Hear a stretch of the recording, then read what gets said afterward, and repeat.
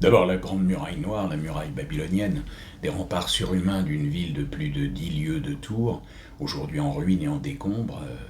à moitié vidée et semée de cadavres. Ensuite une seconde muraille peinte en rouge couleur de sang, qui forme une autre ville forte enfermée dans la première. Ensuite une troisième muraille, plus magnifique mais de la même couleur sanglante, muraille du grand mystère celle-ci, et que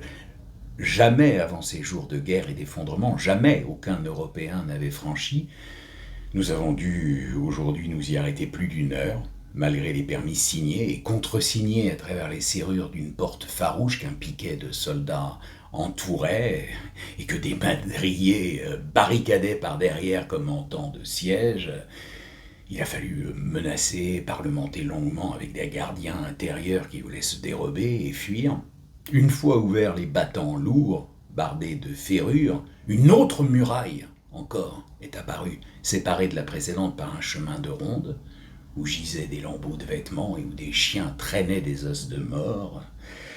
Nouvelle muraille, toujours du même rouge, mais encore plus somptueuse, couronnée sur toute sa longueur infinie par des ornements cornus et par des monstres en faïence jaune d'or. Et enfin, ce dernier rempart traversé, des vieux personnages imberbes et singuliers, venus à notre rencontre avec des saluts méfiants, nous ont guidés à travers un dédale de petites cours, de petits jardins murés et remurés, où végétaient entre des rocailles et des potiches des arbres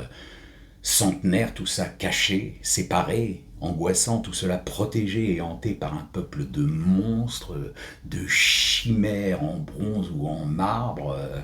par mille figures grimaçant la férocité ou la haine, par mille symboles inconnus, et toujours, dans les murailles rouges, les portes derrière nous se refermaient. C'était comme dans ces mauvais rêves où des séries de couloirs se suivent et se resserrent pour ne vous laisser sortir jamais plus. Maintenant,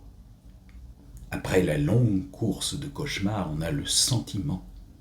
rien qu'à contempler le groupe anxieux des personnages qui nous ont amenés,